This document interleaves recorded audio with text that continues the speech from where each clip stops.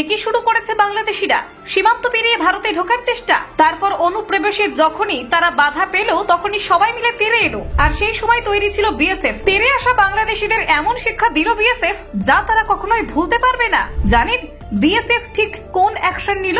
সীমান্তে আবার কোন ঘটনা ঘটে গেল দেখুন। সীমান্তে কাঁটাতারহীন এলাকায় অনুপ্রবেশে বাধা পেয়ে বিএসএফ জওয়ানদের উপর হামলার চেষ্টা বাংলাদেশি নাগরিকদের। লাঠি সোটা নিয়ে সীমান্তে তারা হাজির হন, বিএসএফ এর সঙ্গে বচসায় জড়ান। তীব্র উত্তেজনা ছড়ায় সীমান্তে। শেষ পর্যন্ত কড়া হাতে পরিস্থিতি মোকাবিলা করে বিএসএফ। ঘটনাটি ঘটেছে কোচবিহারের মেকলিগঞ্জের ডাঙ্গারহাট এলাকায়।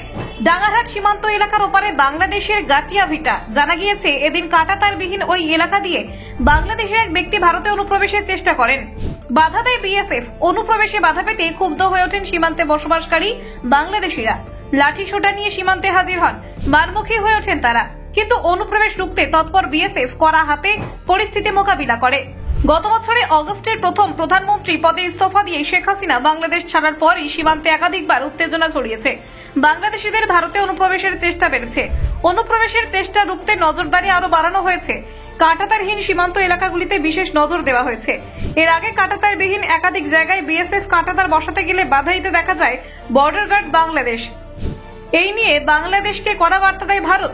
চলতি বছরের জানুয়ারিতে মালদহের বৈষ্ণবনগরে সুখদেবপুরে ওপার থেকে বাংলাদেশিরা এসে ফসল ও গাছ কেটে নিয়ে যায়। এর প্রতিবাদ করেন স্থানীয় বাসিন্দারা। তখন সীমান্তের ওপার থেকে বিএসএফ কে লক্ষ্য করে বোমা পাথর ছোড়া হয়েছিল।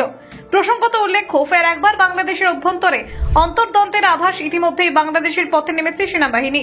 ঢাকা সহ একাধিক জায়গায় সেনাবাহিনীর ট্যাঙ্ক সাজোয়া গাড়ি ঘুরছে, রাস্তায় রাস্তায় টহল দিচ্ছে সেনা। কেন হঠাৎ এই সেনা নামলো তার ব্যাখ্যা দেয়নি সেনা কিংবা অন্তর্বর্তী সরকার। এর মধ্যেই শোনা যাচ্ছে সেনা অভ্যুত্থানের ভয়ে মোহাম্মদ ইউনূসের দফতর বারবার সেনা প্রধানের সঙ্গে যোগাযোগ করার চেষ্টা করছেন। 48 ঘন্টাতে 7 বার যোগাযোগের চেষ্টা করেছেন, কিন্তু ও প্রান্ত থেকে সাড়া মেলেনি।